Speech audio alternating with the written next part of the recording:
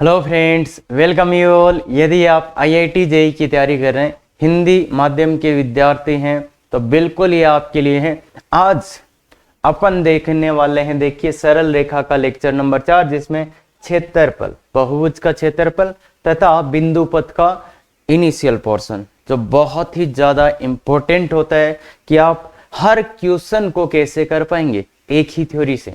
और ये बिंदु पथ तो सबसे बड़ा टॉपिक है, और इनफैक्ट पूरा जो कोऑर्डिनेट ज्योमेट्री है वो बिंदु पथ ही है।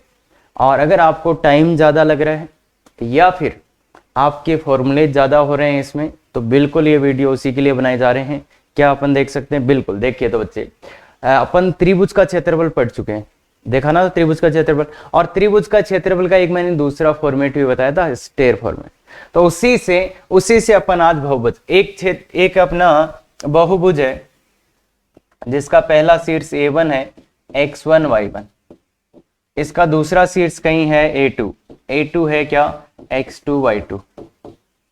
ऐसे ही इसका तीसरा शीर्ष कहीं है A3 x3 y3, x2 y2 x3 y3, x3 y3। ऐसे ही कोई चौथा शीर्ष हो जाएगा A4 x4 y4। ठीक है क्या बच्चों? ऐसे ही ये y4 आ जाएगा, और ऐसे ही चलता रहेगा ये ऐसे लास्ट में यहाँ की क्या बनेगा, an xn yn। ठीक है क्या बच्चों? तो अगर ऐसा अपना बहुभुज है कोई भी, जिसके शीर्ष है A1 से लेके an तक, तो इसका क्षेत्रफल कैसे निकालेंगे? तो इसका क्षेत्रफल अपन ने, देखो, त्रिभुज का क्षेत्रफल निकालने का एक दूसरा तरीका बताया था मैंने।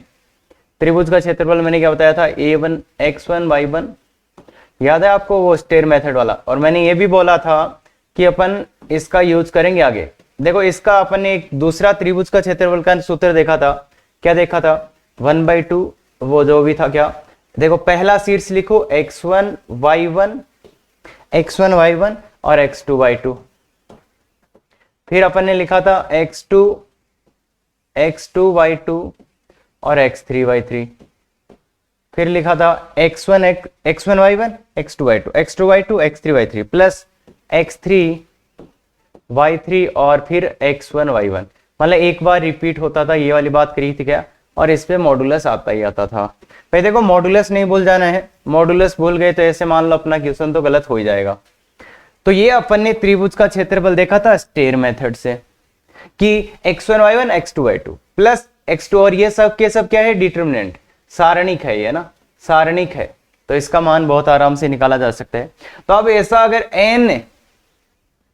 n शीर्षों वाला बहुभुज हो जाए तो फिर क्षेत्रफल कैसे आएगा? तो क्या आप बता सकते हैं? बिल्कुल यही वाला आने वाला। क्या देखो, 1/2 1/2 x1 y1 x2 y2 plus x2 y2 x3 y3 plus x3 y3 x4 y4। Last में क्या आएगा? फिर से एक बार ये रिपीट होगा। क्या सेम चीज देखो यहां वापस आनी पड़ेगी। तो मतलब xn yn के साथ में लास्ट में x1 y1 आएगा। क्या x1 y1 आएगा? क्या ये बात आप देख सकते हैं ध्यान से? कोई भी तकलीफ नहीं है। x1 y1 x2 y2, दूसरा x2 y2 x3 y3, xn yn x1 y1। Clear है क्या वाली बात? देखो, x1 y1 से शुरू हुआ, फिर x2 y2 x3 y3 xn yn। Clear है क्या ये वाली बात? अब यहाँ पे ये भी सबको याद है, कोई प्रॉब्लम नहीं है। ये त्रिभुज वाले का ही व्यापक रूप है, त्रिभुज वाले का ही व्यापक रूप है, इसीलिए अपन ने इसको देखा था कि ये लिख पाए। ठीक है, अब आप बोलोगे सर इसका प्रूफ बता दो। तो इसका प्रूफ है, अगर अपन देखेंगे तो देखो भाई, इसको अपन ट्राइंगल्स में तोड़ के कर सकते हैं कि इसका ऐसा ट्राइंगल बना लो, ऐसा ट्राइंगल, पर टाइम लगेगा, खूब टाइम लगेगा, और फिर आएगा। और अपन यहां से इसका ही व्यापीकरण कर दिया, मतलब ये था, इसको देखते हुए इसका व्यापक रूप लिख दिया। ये वाली बात क्लियर है क्या? तो अब इसमें एक छोटी सी समस्या हो जाती है बच्चे, वो देखो क्या है कि जो ये है ना शीर्ष, ये शीर्ष मैंने एक क्रम में लिखे, एक ही क्रम में लिखे मैंने। देखो, ये लिया, फिर दूसरा ये, तीसरा ये, चौथा ये, क्योंकि इनको क्रम में लेना बहुत जरूरी है, अदरवाइज तो आपका एरिया गलत आ जाएगा।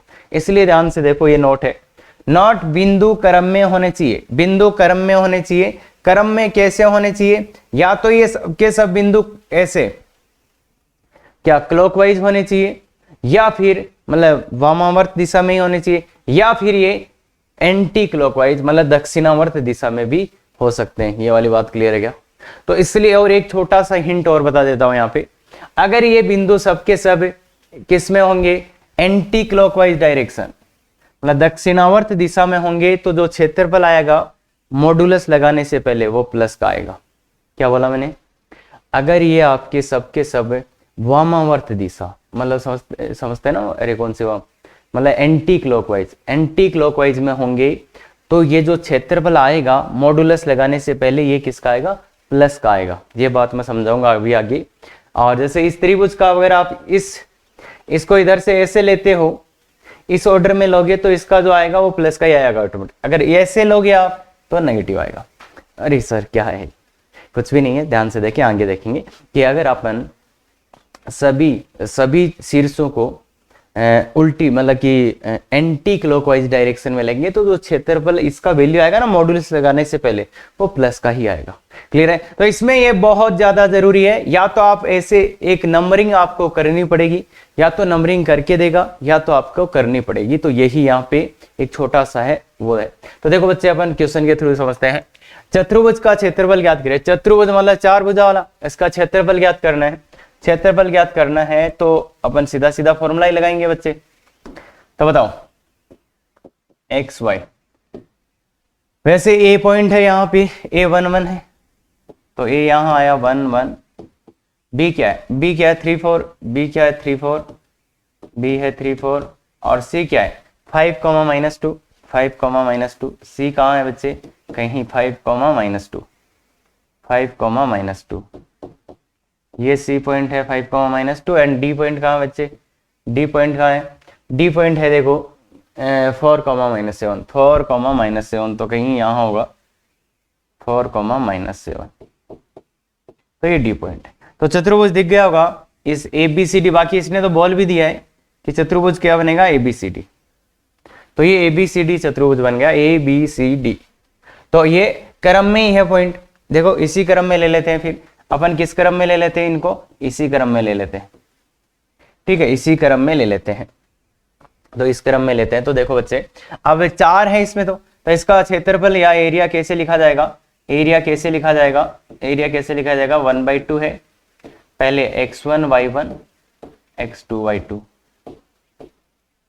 Plus x2 y2 x3 y3 plus x3 y3 x3 y3 x4 y4 plus plus plus x4 y4 x1 y1। ये लिखा जाएगा क्या बच्चों, ये लिखा जाएगा क्या? और इसका मॉडुलस अपने को लेना ही पड़ेगा, इसका मॉडुलस अपने को लेना ही पड़ेगा। ठीक है, मॉडुलस ले लिया। तो ये वाला है। अब इसमें मान डाल दो, ये मान डाल दो, सीधे सीधे मान डाल दो। 1/2 तो है ही अपनी जगह, सीधे सीधे मान डाल दो। तो x1 y1 का मान, x1 y1 देखो बच्चे, x1 y1 इसी टाइप से x1 y1 है तो 1 1, और ये वाला आ जाएगा 3 4 प्लस ये आ जाएगा 3 4 और ये क्या आ जाएगा 5 -2। भाई देखो बच्चे सीधा सीधा मान डाल रहे हैं अपन, और वो फिर आएगा 5 -2 और 4 -7, 4 -7, और लास्ट वाला आ जाएगा 4 -7 और 1 1। ये आ जाएगा आपका, ये वैल्यू डाल दें। अब इसको मैंने सॉल्व देखो, ये ना लिख के आप डायरेक्ट ये भी कर सकते थे, ये मैंने फॉर्मूला एक बार लिखा है, बाकी डायरेक्ट भी आप ला सकते थे। तो 1/2 इसको देखो 1 × 4 4 -3, इसका वैल्यू अरे डिटरमिनेंट की तरह ही खुलेगा 1 × 4 -3, तो 4 -3 प्लस इसका -6 और माइनस का -6 और -20, और ये भी डिटरमिनेंट की तरह -35 और माइनस +8 हो जाएगा, और प्लस लास्ट वाला क्या है 4 + 7। तो ये आपका आएगा टोटल वैल्यू, और इसका मैग्नीट्यूड ले लेना है। अब देखो 1/2 ये कितना आएगा बच्चे 1, ये आएगा -26, ये कितना आएगा -26, और ये आएगा -27 आएगा क्या बच्चों, और ये कितना आएगा 11 है ना। तो इसका मॉडुलस लेंगे ही लेंगे। अब देखो कितना आ रहा है बच्चे, कितना आ रहा है देखो देखो कितना है 12 तो प्लस का आ गया 12 प्लस का आ गया, अगर 12 में से ये गया -53 प्लस 12, अगर आप इसको ध्यान से देखोगे तो ये कितना आ रहा है बच्चे, ये कितना आ रहा है 53, तो 12 गया तो माइनस का 41/2, माइनस का 41/2 का मॉडुलस दैट इज 41/2, 41/2 आ गया। अब इसमें एक बात ध्यान से देखना बच्चे, एक बात ध्यान से देखना, मैंने क्या बोला था, अगर आप बिंदुओं को इस दिशा में लेंगे, इस डायरेक्शन से लेंगे, तो ये किसका आएगा, माइनस का। देखो ये जो ओवरऑल वैल्यू आया ना, ये माइनस का है। अगर आप बिंदुओं को इस दिशा में लेंगे, ये अरे मैथमेटिक्स में अपन कौन सा फॉलो करते हैं, ये वाला ना, ऐसे चलते हैं ना अपन। अगर आप ऐसे चल रहे होते, अगर आप ऐसे लेते, मतलब इनका ऑर्डर इस टाइप से लेके चलते, तो पक्का इसका मान अपने आप ही प्लस आता। पर आपने कैसे लेके चले हो, ऐसे, आप ऐसे लेके गए हो, इसलिए ये मान कैसा आ रहा है, माइनस का है। ये वाला मान कैसा आ रहा है, माइनस का है। अरे मैं क्या बता रहा था, अगर आप बिंदुओं को इस ऑर्डर में लेते हो, क्लॉकवाइज लेते हो, मतलब दक्षिणावर्त लेते हो, तो ये हमेशा ही किसका आएगा, अंदर वाला पार्ट माइनस का आएगा। अगर आप ऐसे लेने की बजाय ऐसे लेते, अगर ऐसे इस टाइप से लेते हो, तो ये अपने आप ही प्लस आता। ये वाली बात अपन देख सकते हैं इस एग्जांपल से। तो बाकी क्लियर है क्या बच्चे, इस फॉर्मूले में वैल्यू कैसे डालना है, और ये छोटा सा डिटरमिनेंट है, इसको खोलना भी किसी को नहीं भी आता, ABCD, इसको खोलने का एक ही तरीका होता है, AD, A को D से मल्टीप्लाई करो, माइनस लगाओ, और इसको इससे BC, AD माइनस BC। तो ये इसको खोलने का तरीका है। बाकी आपको या तो डिटरमिनेंट खोलना आता है, या तो आपने बेसिक वाला वीडियो देखा है। क्लियर है, हाँ। तो देखिए बच्चे, दूसरा एग्जांपल, बिल्कुल बच्चे इस बार बहुत ही अच्छा क्वेश्चन है, एडवांस कैटेगरी का इजी क्वेश्चन है, एडवांस कैटेगरी का इजी क्वेश्चन है बच्चे, और ध्यान से देख बच्चे, बहुत ही सुंदर है। तो इसने बोला है पंचभुज का क्षेत्रफल ज्ञात करें जिसके शीर्ष ये, जिसके शीर्ष इसने दिए हैं। तो अब पंचभुज अपने को बनाना पड़ेगा ना, कि कैसे बनेगा वो पंचभुज। तो पंचभुज बनाइए बच्चे। सबसे पहला पॉइंट है 4,3, 4,3, तो 4,3 कहीं यहाँ थोड़ा अच्छा बनाना भाई, इस बार दिया कुछ भी नहीं है इसने, तो 4,3, फिर है -5,6, फिर है -5,6, तो यहाँ कहीं आ जाएगा -5,6, -5,6, ठीक है बच्चों। तो ये दूसरा पॉइंट आ गया। अब फिर है 0,-7, 0,-7, ये पॉइंट है भाई आपके। तो 0,-7 देखिए बच्चे, अगर आप 0,-7 की बात करेंगे तो यहां आएगा 0,-7। फिर है 3,-6, अब 3 कहां आएगा, ये 4 था तो ये 3,-6, तो यहां कहीं आएगा 3,-6। फिर लास्ट वाला क्या है, -7, -2, माइनस का 7 और माइनस का 2, यहां कहीं आएगा क्या, -7, -2। तो ये पंचभुज है, ये पंचभुज है। अब ये पंचभुज कैसे बनेगा, जैसे इस टाइप से इसने पॉइंट दिए थे, अगर जिस टाइप से इसने पॉइंट दिए थे वैसे मिलाऊं। 4,3 को कैसे मिलाना है, -5,6, फिर इसको कैसे मिलाना है, 0,7, फिर इसको किससे मिलाना है, 3,-6, फिर इसको किससे मिलाना है, इसको, फिर इसको। तो ये ऐसा डायग्राम बन जाएगा।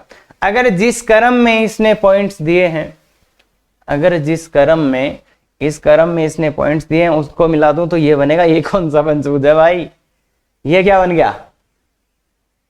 तो इसलिए मैंने क्या बोला था, देखो अगर इसने जैसे दिए वैसे मिलाऊं तो ये डायग्राम बन जाएगा। ये क्या पता है क्या बना है। तो इसलिए मैंने बोला था कि क्या करना है अपने को, और पहले पॉइंट्स को प्लॉट करने, फिर एक ऑर्डर में मिलाना है इनको, कि पंचभुज बने, कि पंचभुज बने, पंचभुज बने, इस टाइप से मिलाना पड़ेगा। तो पंचभुज बने इस टाइप से कैसे मिलाएं इनको, तो इसको मिलाएंगे इस, अब इसको इससे मिला दिया तो दिक्कत हो जाएगा। इसको इससे मिलाएंगे, फिर इसको इससे मिलाएंगे, फिर इसको इससे मिलाएंगे, इसको इससे मिलाएंगे और इसको इससे। अब पंचभुज बन रहा है क्या, लग रहा है क्या पंचभुज सा। हाँ, तो ऐसे आपको मिलाना पड़ेगा। तो बच्चे अगर ऐसे रेंडम शीर्ष दिए हुए ना, तो आपको पहले डायग्राम बनाना चाहिए कि पंचभुज कैसा बनेगा। अब इनका आपको नंबरिंग करना पड़ेगा। तो इस बार मैं चलूंगा इस टाइप से। अगर मैं इधर से जाऊंगा तो बच्चे मेरा आंसर ऑटोमेटिक ही प्लस आएगा। देखना, इसको मैं नाम दे देता हूं A1, इसको नाम दे देता हूं A2, इसको नाम दे देता हूँ A3, इसको नाम दे देता हूँ A4, इसका नाम दे देता हूँ A5। मैंने इस बार इस टाइप से क्यों लिया कि अपन जो पिछले वाले में इस टाइप से लिया था माइनस आया था, अब इस टाइप से लेंगे तो प्लस आना चाहिए। तो देखो बच्चे, एरिया क्षेत्रफल बराबर 1/2 अपनी जगह है। बोलिए x1 y1 सीधा ही लिख दो क्या बच्चों? अरे x1 y1 ये है ना भाई, a1 इसको बोला है तो ये x1 y1 है, तो 4 3 और फिर ये -5 6, तो पहला आ गया। फिर x2 कौन है? -5 6, x3 y3 कौन है? -7 -2 प्लस -7 -2, और आगे वाला आ जाओ 0 -7, फिर आएगा 0 -7, 0 -7 और 3 -6 प्लस लास्ट वाला 3 -6 और लास्ट में क्या आ जाएगा 4 3। ये वाली बात क्या आप समझ सकते हैं बच्चे? ध्यान से देखो, इसमें ये और ये रहेगा। देखो अपन ने x1 y1, x2 y2 वाला, x3 y3, x4 y4, x5 x6, x5 y5 और वापस से जहां से शुरू किया था वहीं पे वापस आ गया। तो देखो x1 y1, x2 y2, सीधा सीधा भाई फॉर्मूला अप्लाई किया, कुछ नहीं किया मैंने। और मॉडुलस अपने को लेना ही पड़ेगा, क्लियर है बच्चे? हाँ तो देख बच्चे, अब ये छोटे छोटे डिटरमिनेंट है, इनको खोलना तो आता होगा।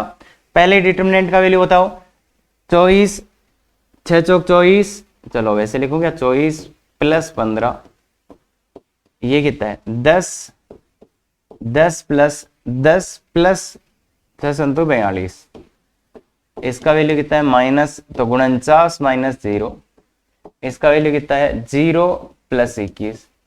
देखो बच्चे 0 + 21, लास्ट वाला कितना है 9 + 24, तो ये आपका वैल्यू आएगा। इसको कैलकुलेट करो, देखो कैलकुलेट करेंगे तो क्या आएगा 1/2 और ये 24 + 15 24 और 15 39 प्लस 52 प्लस 49 प्लस 21 प्लस 24 और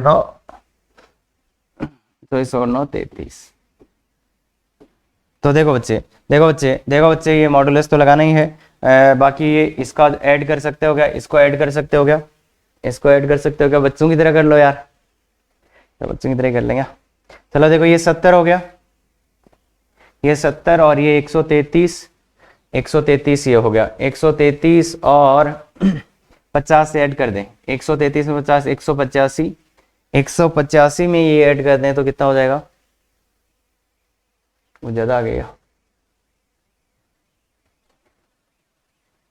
अरे 70 और ये 103 में 50 ऐड कर दें तो 103 में ये 52 ऐड कर दें तो 153 में ये ऐड करना है, 153 में ये आपको 40 ऐड करना है, तो 40 एक तो 192, देखो क्या आया था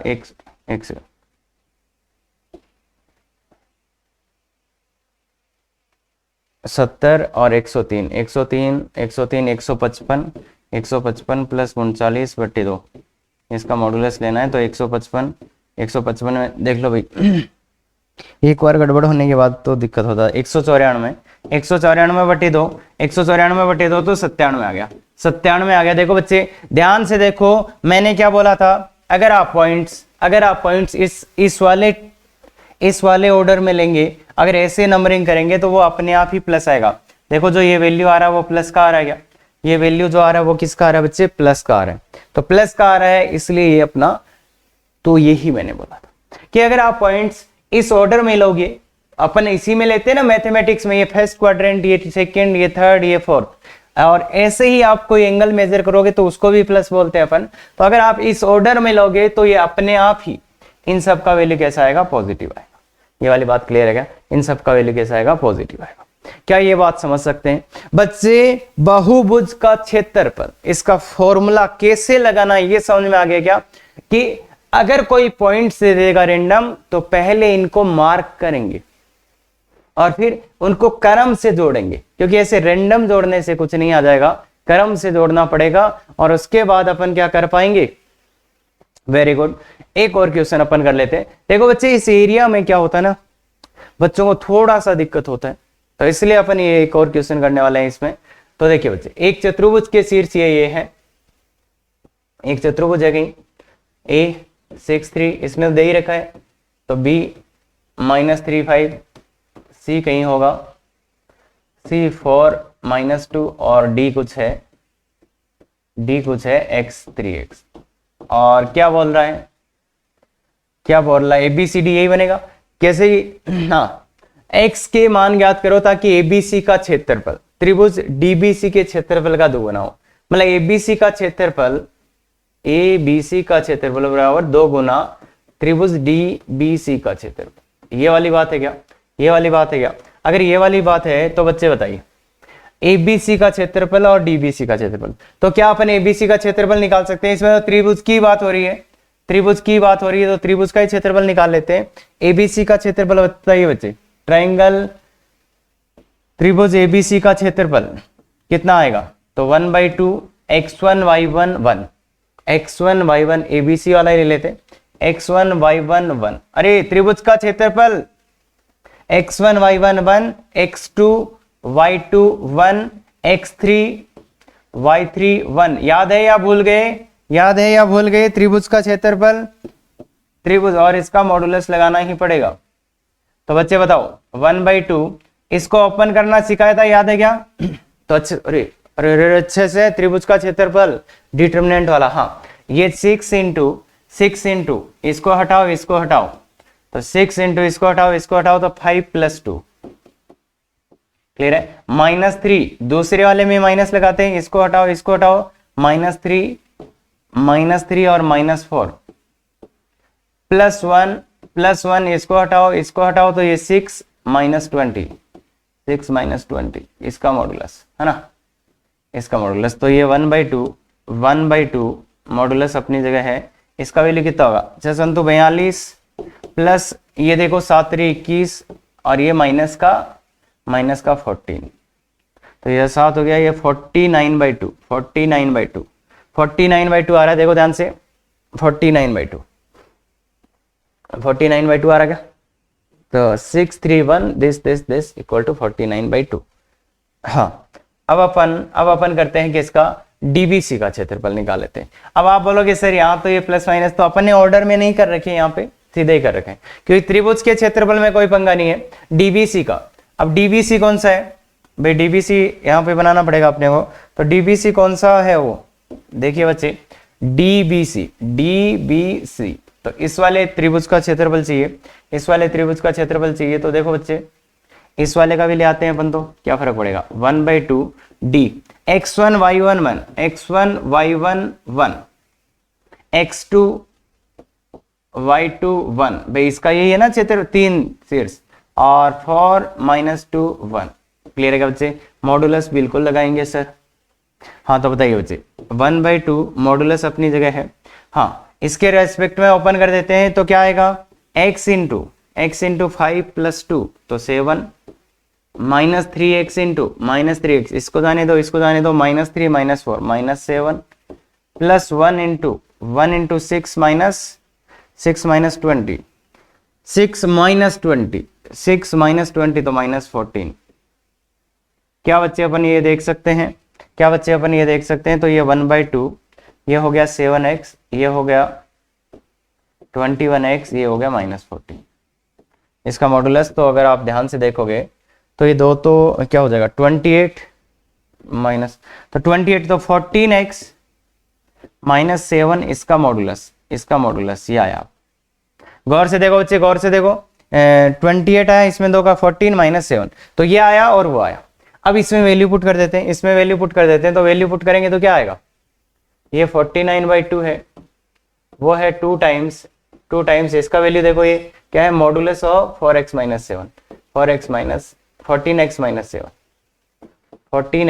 7, तो ये आया बच्चों। इसको सॉल्व करना आता है क्या? तो इस 2 को तो उधर ले जाते हैं, तो ये 49/4 आया, और मॉडुलस के आगे कांस्टेंट है, तो मॉडुलस हटाने पे प्लस माइनस आ जाता है, 14x - 7। इस 7 को उधर ले जाओ, तो 14x बराबर 7 ± 49/4, और 4 को एलसीएम ले लिए बच्चे, 4 को एलसीएम ले लोगे तो क्या आएगा?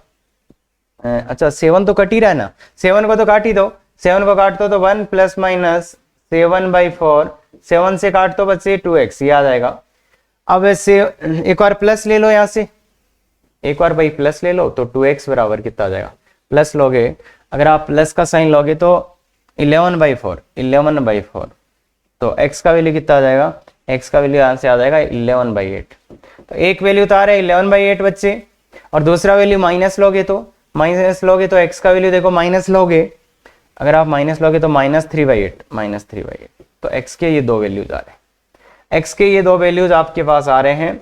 तो आराम से आप कर सकते हो। अगर त्रिभुज का क्षेत्रफल अपने को आता है तो बच्चे त्रिभुज का क्षेत्रफल हो या बहुभुज का क्षेत्रफल हो, बहुत अच्छे से कर लो। और डिटरमिनेंट नहीं खोलना आता तो जाके वो वीडियो देख लो बेसिक वाला, तो आपके पास फॉर्मूले ज्यादा नहीं होंगे। क्लियर है? और जो बहुभुज का फॉर्मूला है उसको एक बार ध्यान से देख लो तो वो याद रह जाएगा। क्लियर है बच्चे बात? हाँ, अब मैं देखो त्रिभुज का जो क्षेत्रफल है आपको मैं ये बहुभुज वाले एरिया के क्षेत्रफल से भी बता सकता था, या फिर मैं वो सूत्र आपको याद करा के भी बता सकता था, पर नहीं बताने की वजह यह है बच्चे कि अपन जब आगे करेंगे तब यही सूत्र यूज करेंगे, तो क्यों आज उन फालतू चीजों को सीखें। तो ये अपना मकसद है, अच्छे से देखेंगे बच्चे। हाँ, अब बहुत ही गजब टॉपिक शुरू हो गया है, और जो सबसे ज्यादा क्वेश्चन जिस चीज के आपको मिलेंगे, जिस चीज के सबसे ज्यादा क्वेश्चन मिलेंगे वो है बिंदुपथ। अरे पूरा कोऑर्डिनेट ज्योमेट्री ही बिंदुपति है। तो अब बिंदुपथ होता क्या है बच्चे, इसको लोकस बोलते हैं ना। एक तो लोकस दिखेगा और एक फोकस दिखेगा, दो ही चीजें आपको दिखेंगी इसमें, और उनको अगर आप ध्यान से समझ गए तो काम हो जाएगा। हाँ बचाओ बच्चे, बिंदुपथ क्या होता है? किसी बिंदु का बिंदुपथ, किसी बिंदु का, किसका पूछेगा बिंदुपथ? मतलब बिंदुपथ, बिंदु का पथ मतलब बिंदु का रास्ता। तो किसी बिंदु का बिंदुपथ उस बिंदु द्वारा ज्यामितीय प्रतिबंध को संतुष्ट करते हुए, मतलब कोई बिंदु है उसको अपने कोई ज्यामितीय क्या दे दिया, प्रतिबंध दे दिया कि तुझे ऐसे ही चलना है, तो ज्यामितीय प्रतिबंध को संतुष्ट करते हुए चले गए पथ को बिंदुपथ कहते हैं। मतलब एक बिंदु है, उस पे अपने कुछ कंडीशंस लगा दी कि भैया आपको ऐसे चलना है, तो जो कंडीशन लगा दी तो उसके बाद वो जिस पथ पे चलेगा उसको अपन बोलते हैं बिंदुपथ। अब तुम बोलोगे ज्यामितीय कंडीशन क्या होती है? तो मैं जैसे कोई बिंदु लेता हूं, लेट सपोज मैं कोई बिंदु लेता हूं और मैं बोल देता हूं कि इस बिंदु को इस टाइप से चलना है कि इस बिंदु की हमेशा ही इस बिंदु से दूरी निश्चित रहे। मतलब या ऐसे बोल दो, ओरिजिन ले लो कि एक ये है, ये वाला बिंदु इससे हमेशा एक फिक्स ही दूरी पे रहे। मतलब इन दोनों के बीच की दूरी कितनी रहनी चाहिए? कोई फिक्स ही रहनी चाहिए, मतलब ये बदलनी नहीं चाहिए। तो ये बताओ कैसे चल सकता है फिर? ये तो फिक्स है, अपना मूल बिंदु है। अब इस बिंदु को चलना है पर ये दूरी फिक्स रहनी चाहिए, मतलब बीच की दूरी फिक्स रहनी चाहिए। तो ये बताओ कैसे चलेगा? ये बताओ कैसे चलेगा? ऐसे ही गोल गोल सर्कल में ही चलेगा क्या? क्यों भाई? ये दूरी फिक्स रखनी है तो ये ऐसे इधर जाएगा या इधर आएगा। ऐसे देखो आप तो कि एक रस्सी बांध दी, ऐसे देखो आप तो कि एक रस्सी बांध दी अपन ने, एक रस्सी बांध दी इन दोनों के बीच में, फिर इसको घुमाओ तो ऐसे ही चलेगा ये, तो इस टाइप से चलेगा। या फिर मैंने ऐसे बोल दिया कि एक बिंदु को बोला कि भाई तुझे चलना है, पर कैसे चलना है? कैसे चलना है? एक्स अक्ष के समांतर चलना है। यहां पे कोई बिंदु था, उसको एक्स अक्ष के समांतर चलना था, तो वो ऐसे ही चलेगा क्या? तो ये जो आ रहा है ना, ये इसका क्या कहलाएगा? बिंदुपथ। किसी बिंदु को एक्स अक्ष के समांतर गमन करना है तो उस बिंदु का बिंदुपथ ऐसा आएगा। या किसी को एक बिंदु ऐसे कि उसकी हमेशा इस बिंदु से दूरी फिक्स रहे तो वो ऐसे ही घूमेगा क्या? तो मतलब इससे सब कुछ आ जाएगा बिंदुपथ से। तो बात इतनी सी है बच्चे कि अपन कोई प्रतिबंध लगा दें, उसके बाद में उस बिंदु को चलने के लिए बोले, तो जिधर से वो चलेगा उसका रास्ता ही अपने लिए बिंदुपथ होगा। क्लियर है क्या? तो वो वाली बात है। जैसे आपको घर से बोला जाए कि कोचिंग जाना है, तो आप जिस रास्ते से आओगे वो आपका क्या हो जाएगा बच्चे? बिंदुपथ हो जाएगा। क्लियर है क्या? तो ध्यान रखने, अपना रास्ता अच्छे चूज करो भाई। जिस रास्ते से आप कोचिंग जाओगे वो अपना बिंदुपथ हो जाएगा। अरे फुटप्रिंट्स पे चल रहे हैं, ऐसे बातें होती है ना कि ये तो पहले जिसने किया था उसी आधार पे चल रहे हैं ना, तो वो बिंदुपति होता है बच्चे। क्लियर है? तो बिंदुपत कुछ कंडीशंस लगाने के बाद जो अपना बिंदु गमन करेगा उसको बिंदुपत कहते हैं। ये बात क्लियर होनी चाहिए। क्लियर है बच्चे? हाँ। अब जो मेन चीज आता है कि बिंदुपत निकालना कैसे, और सबसे ज्यादा क्वेश्चंस इसी के होने वाले हैं बच्चे। तो इसको निकालना कैसे, मतलब बिंदुपत निकालना कैसे है, तो बिंदुपत कैसे निकालना है, तो बिंदुपत ज्ञात करने के स्टेप्स बताऊंगा और 3 स्टेप बताऊंगा बच्चे। अगर आपने ज्ञान से ध्यान से देख लिया ना, एक भी ऐसा क्वेश्चन नहीं होगा जिसमें आपको थ्योरेटिकली कोई दिक्कत आएगी। कोई दिक्कत नहीं आने वाली। ध्यान से देख ले, बहुत अच्छे तरीके से अपने को ये बोले जाएगा इस बिंदु का बिंदुपत निकालो, इस बिंदु का बिंदुपत निकालो। तो क्या करना है अपने को? पहला, जिस बिंदु का बिंदुपत ज्ञात करना हो उसको h, k माने। हमेशा अपन क्या मानेंगे बच्चे? h, k मानेंगे। और राज मतलब रिमेंबर ऑलवेज। ये चीज आपको हमेशा याद होनी चाहिए कि जिस भी बिंदु का बिंदुपत पूछे, चाहे वो कैसा ही हो, अच्छा बिंदु हो, खराब बिंदु हो, बुरा हो, कैसा भी हो, हमेशा उसको क्या मानेंगे? h, k माने। जिस बिंदु का बिंदुपत चाहिए उसको h, k माने। पहला स्टेप। अगर क्वेश्चन में देखिए इस बिंदु का बिंदुपत निकालना है तो एक नाम लिख देना h, k। उस बिंदु के निर्देशांक मान लेना। ये क्या है? उस बिंदु के निर्देशांक h, k मान लेना। क्लियर है ये बात? मतलब बिंदु के निर्देशांक h, k मान लेना या बिंदु को h, k मान लेना है। क्लियर है बच्चे? हाँ, याद करना है। रिमेंबर ऑलवेज मतलब याद। हाँ, अरे कम से कम 100 क्वेश्चन आएंगे इस पे, तो रिमेंबर ऑलवेज में याद करना है। दूसरा स्टेप, ये बहुत ही ज्यादा क्रिटिकल है। अब बिंदुपत होता क्या है? बिंदुपत होता क्या है कि आपको h और k माना है ना बच्चे, तो इस h और k में संबंध ज्ञात करें। h और k में आपको एक संबंध ज्ञात करना है कि इन दोनों में क्या संबंध है। h और k में इन दोनों में क्या संबंध है। अब वो संबंध कैसे आएगा? दो बिंदु को h, k मान लिया था, अब h और k में एक संबंध ज्ञात करना है और वही आपका बिंदुपत हो जाने वाला है। देखो ध्यान से देखो, h और k में संबंध ज्ञात करें। कैसे ज्ञात करेंगे? हमेशा याद रखो, अगर बिंदुपत निकालना हो h, k माना, इसके बाद वाला स्टेप है उन दोनों में कोई ना कोई संबंध होगा, कोई ना कोई रिलेशन होगा। उस रिलेशन को ज्ञात करना है। कैसे करेंगे? दिए गए प्रतिबंध के अनुसार, या तो आपको जो प्रतिबंध दिया उसके अनुसार कोई आएगा, या प्राचल को हटा के। प्राचल पैरामीटर, अरे प्राचल जानते ना पैरामीटर? सर ये पैरामीटर क्या होता है? अरे कुछ भी देगा, टी, लेमडा, थीटा, मतलब चर, ऐसे मान सकते हो चर। अरे वेरिएबल, मतलब इसी के बहुत से नाम हो सकते हैं। और इनमें क्या डिफरेंस होता है? वो छोटा मोटा डिफरेंस होता है, अभी कोई इंपॉर्टेंट नहीं है वो। और अरे जो भी यार चर आए, वेरिएबल आए, जिसको हटाना हो उसको हटा देना है। तो क्या बोला? h और k में संबंध ज्ञात करें। h और k में आपको संबंध लाना है। कैसे? दिए गए प्रतिबंध के अनुसार या दिए गए ज्यामितीय प्रतिबंध के अनुसार। दिए गए ज्यामितीय मतलब ज्यामितीय कोई प्रतिबंध देगा, दिए गए प्रतिबंध के अनुसार या प्राचल को हटाकर। तो पूरा फोकस इसी स्टेप पे रखना है। h, k मानना बहुत सिंपल है। अब h और k में एक संबंध चाहिए।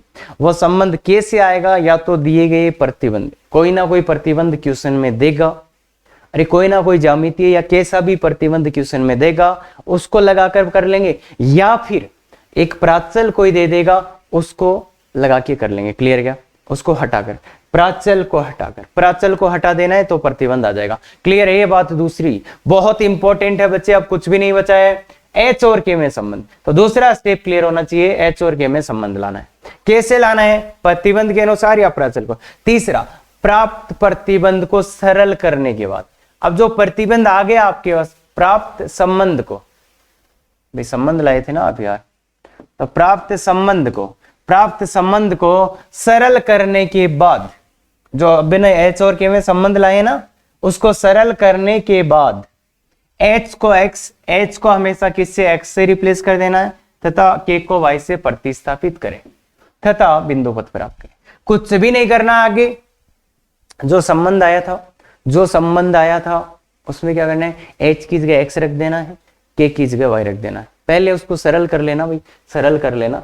प्राप्त संबंध को सरल करने के बाद h को x k को y से प्रतिस्थापित करें तथा बिंदु पद प्राप्त करें। खत्म खत्म खत्म, कुछ भी नहीं है बच्चे इसमें। पर सबसे ज्यादा बच्चों को दिक्कत होती है इसमें। अब फिर समझ लो, अगर बिंदु पद का क्वेश्चन है, बिंदु पद का क्वेश्चन है, क्या करोगे, बिंदु को h k मानोगे। फिर क्या करोगे, दूसरा स्टेप, h और k में संबंध लाओगे। कैसे, ज्यामितीय प्रतिबंध के अनुसार, या प्राचल आया तो उसको हटाकर। मतलब h और k में संबंध लाना है, वो ही आपका जो आएगा वो आ जाएगा क्या, बिंदु पद। तो h और k में संबंध लाना है। हमेशा ये सोचो h और k में क्या संबंध हो सकता है। तीसरा कि प्राप्त संबंध को सरल कर लेना, पहले सिंप्लीफाई कर लेना। उसके बाद में फिक्स है ये सब चीजें, h को x रखना है, k को y रखना, खत्म। और जो आंसर आएगा वही आंसर होगा। मतलब x और y में जो आंसर दिखेगा वही आंसर दिखेगा। अब यहां पे एक छोटा सा मैं बता देता हूं, आप यहां पे x और y पहले भी मान सकते हो, पर उससे क्या होगा ना बच्चे, बहुत ज्यादा कंफ्यूजन हो जाएंगे आपके। तो बिल्कुल नहीं करना चाहिए, क्योंकि वहां पे आपको परफेक्शन नहीं आया तो बिल्कुल नंबर मिलेगा ही नहीं। तो और कंफ्यूज होके गलत कर दोगे सिंपल क्वेश्चंस को। इसलिए मेरा सिंसियर सजेस्ट है कि यही आप करो, क्योंकि आप दिमाग में ये पढ़ते रहो ना यार, अच्छा h मतलब x ही है, o k y है, तो आंसर वैसा लिख लो। पर यही फॉलो करोगे तो ज्यादा बेटर रिजल्ट मिलेगा, कभी कंफ्यूज नहीं होगा, कोई भी क्वेश्चन मिस नहीं करोगे। क्लियर है ये बात? बिल्कुल। तो बच्चे बोल, पहला क्वेश्चन बहुत ही गजब तरीके से सोचिए बच्चे, खुद से कर सकते हो। बिंदु का बिंदु पद ज्ञात करें जिसकी मूल बिंदु से दूरी हमेशा 5 हो। बिंदु का बिंदु पद ज्ञात करें। माना बिंदु, पहला स्टेप, स्टेप 1, माना बिंदु क्या है, पी एच k। माना बिंदु पी एच k, ठीक है, पहला स्टेप कंप्लीट। दूसरा, कोई ज्यामितीय प्रतिबंध दिया क्या आपने, क्या कोई प्रतिबंध इसने दिया है कि इस बिंदु की मूल बिंदु से दूरी कितना है, जिसकी बिंदु का बिंदु पद ज्ञात करें जिसकी मूल बिंदु से दूरी 5 है। मतलब मूल बिंदु OP इक्वल टू 5 है क्या, इस बिंदु P की मूल बिंदु से दूरी कितनी है, 5। तो मूल बिंदु बताइए, दूरी बताइए, तो दूरी सूत्र लगा देंगे आप। मूल बिंदु के तो निर्देशांक 0 0 है ना बच्चे, तो क्या h माइनस 0 का whole square plus k minus 0 का होल स्क्वायर इक्वल टू 5। अब इसको सरल करना है, इसको सरल करना है, तो स्टेप 2 कंप्लीट हो चुका है। अब इसको सरल करना है तो स्क्वायर कर देते हैं, तो h स्क्वायर प्लस के स्क्वायर इक्वल टू 5। ये स्टेप 3 का काम था। क्या, इसको सरल करो, प्रतिबंध आ गया है h और k में, h और k में एक संबंध आ गया है, उसको सरल करना था, ये कर लिया, सरल हो गया। अब h को क्या रख दें, h की जगह क्या रख दें, h की जगह x रख दो और k की जगह y रख दो। लास्ट स्टेप में h की जगह x और k की जगह y रख दो। तो रख दिया क्या बच्चे, रख दिया क्या बच्चे, रख दिया क्या बच्चे, ये आ गया। देखो बच्चे बहुत सुंदर चीज है। h के माना, प्रतिबंध दिया था OP बराबर 5, तो OP का फॉर्मूला लगाया इक्वल टू 5। ये दूसरा स्टेप कंप्लीट। अब सरल करना था तो वर्ग कर दिया, और फिर h की जगह x, k की जगह y। और बाकी समझ में आ रहा होगा, समझ में आ रहा होगा कि एक बिंदु P को 0 0 से उसकी हमेशा ही दूरी 5 रहनी चाहिए क्या, तो ये P घूमेगा तो कैसे घूमेगा, ऐसे घूमेगा क्या। तो आगे चल के अपन पढ़ेंगे थोड़े बड़े होने पे कि ये वर्त का समीकरण है। ये किसका समीकरण है, वर्त का समीकरण। तो ये इस टाइप का कोई था कि बिंदु था, उसकी मूल बिंदु से दूरी हमेशा ही 5 है, तो सूत्र लगा दिया। क्या ये बात समझ सकते हैं, अरे समझ सकते हैं? कुछ नहीं बच्चे, बहुत सिंपल है। बिंदु माना, प्रतिबंध लगाया, आंसर लाया, खत्म। आगे चलते हैं। आगे ये वाला खुद से करिए बच्चे। एक बिंदु का बिंदु पद ज्ञात करें, बिंदु का बिंदु पद ज्ञात करें, तो P क्या मानेंगे, P माना स्टेप 1, स्टेप 1 देखो बच्चे, स्टेप 1 माना बिंदु क्या है, माना बिंदु P h k है, h k है, जिसकी बिंदु से दूरी इसकी। अब देखो स्टेप 2 में ये कुछ प्रतिबंध देना की कोशिश कर रहा है कि जिसकी बिंदु से दूरी तथा y अक्ष से दूरी समान है। तो इस बिंदु से दूरी मतलब जो P है अपना, उस P की, उस बिंदु P की, एक बिंदु दिया इसने 1,2, यहां से दूरी इस बिंदु P की, इस बिंदु P जो h k अपन ने लिया है, इसकी यहां से दूरी इसको कुछ क्यू बोल देते हैं। क्यू से दूरी और कहां से दूरी निकालना है इसकी इस किससे, वाई एक्स से दूरी समान है, वाई एक्सिस से दूरी भी समान है, तो यहां से इसकी दूरी निकाल लो वाई एक्सिस से। तो ये दो दूरी निकालनी है बच्चे, एक तो पी क्यू निकालना है आपको, एक तो पी क्यू निकालना है। तो इसने बोला है पी क्यू बराबर वाई एक्स से दूरी, वाई एक्स से दूरी बिंदु पी की, दे पी क्यू सब निकाल लेंगे, पी क्यू तो सब निकाल लेंगे। पी क्यू तो क्या है, दूरी सूत्र लगाते ही पी क्यू का मान आ जाएगा। दूरी सूत्र लगा दो, h माइनस 1 का whole square plus k minus 2 का होल स्क्वायर बराबर बिंदु इस P की वाई एक्स से दूरी। तो बताओ इस बिंदु की वाई एक्स से दूरी आप मुझे बता सकते हो क्या? बिंदु P की वाई एक्स से दूरी, P की वाई एक्स से दूरी क्या बच्चे, वाई एक्स से दूरी क्या बच्चे ये बता सकते हो आप कितना होएगा? सर P की वाई एक्स से दूरी सर h, गलत आंसर है बच्चे ये, गलत आंसर है बच्चे ये।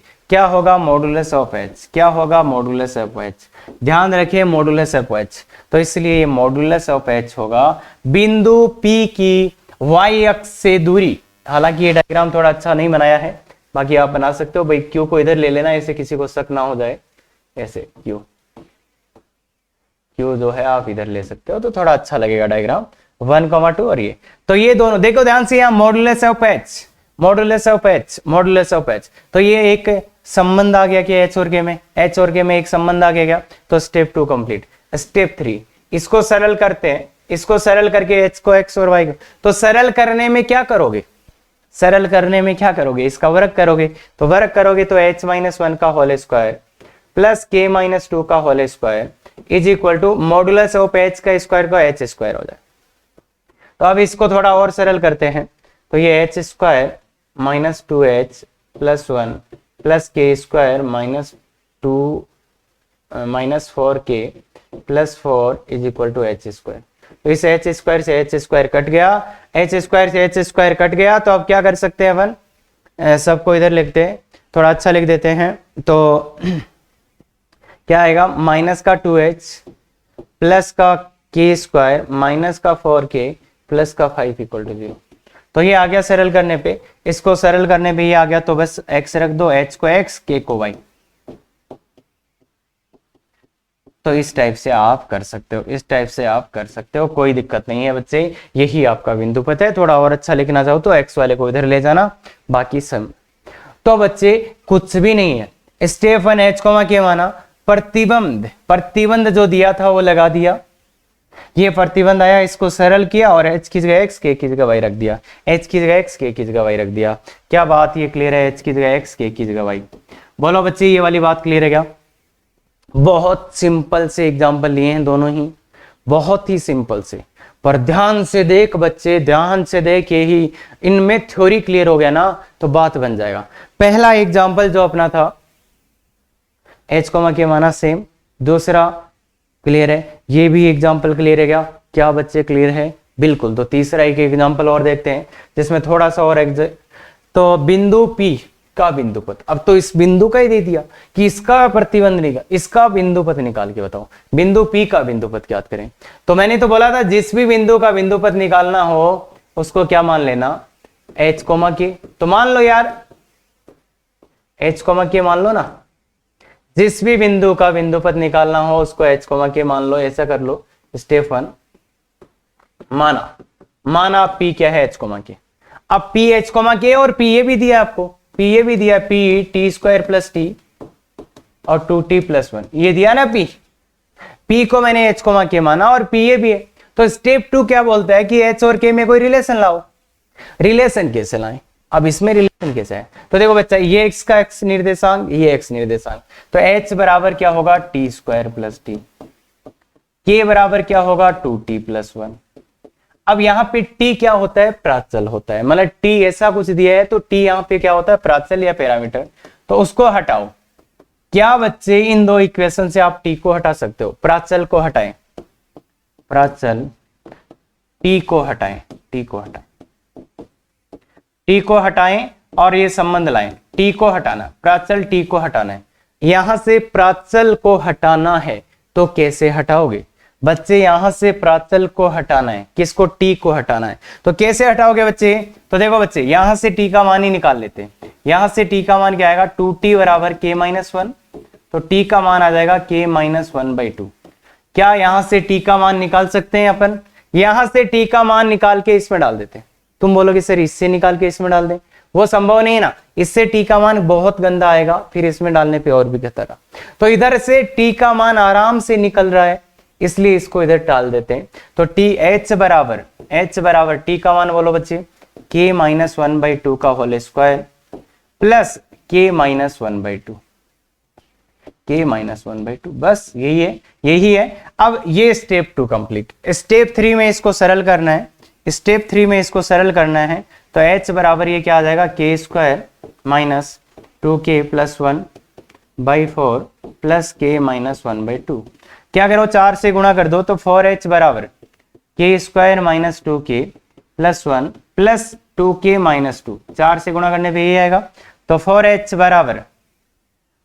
बराबर ये देखो k स्क्वायर माइनस 1 हो जाएगा, k स्क्वायर माइनस 1। अब इसमें क्या करना होता है? h की जगह x और k की जगह थोड़ा और अच्छा कर लिखें, तो 4h plus 1 equal to k square, तो ये आ जाएगा बच्चे 4x plus 1 equal to y square. ये आपका आंसर होगा, ये आपका आंसर होगा। तो इस वाले क्वेश्चन में अपन ने क्या किया है? इस वाले क्वेश्चन में अपन ने क्या किया बच्चे कि सर वो प्राचल आया था उसको हटा दिया। क्या था? स्टेप तीनों क्लियर है क्या? इन 3 क्वेश्चन से मैं ये चाहता हूं कि आप तीनों स्टेप याद कर लें और उनको लगाना कैसे बेसिक लेवल पे वो सीख लें। अगले लेक्चर में बहुत गजब के क्वेश्चंस करने वाले हैं अपन, तो बने रहिए तब तक। और बहुत अच्छे से देख बच्चे, ये तीनों क्वेश्चन इतना अच्छा कॉन्फिडेंस लिया कि ये तो कर ही लूंगा, कैसे भी कर ले, और ये समझ में आ गया ना तो आगे का सब समझ में आ जाएगा, कोई प्रॉब्लम नहीं होएगा उसमें। क्लियर है? बिल्कुल। तो ये डीपीपी अपना ध्यान से करिएगा बच्चे, ध्यान से करिएगा, और ये करके आएगा अगले क्वेश्चन, अगले लेक्चर से पहले करिएगा। और ये इसके डीपीपीज हैं। लाइव क्लास अगर आपको दिक्कत आती है तो और इस गूगल कोड का यूज करके ज्वाइन कर सकते हैं। बाकी देखो बच्चे, अच्छे से तैयारी करो। अगर ऐसे लेक्चर्स चाहते हो तो बिल्कुल से सब्सक्राइब, लाइक करें। Thank you very much. Effective तैयारी करो।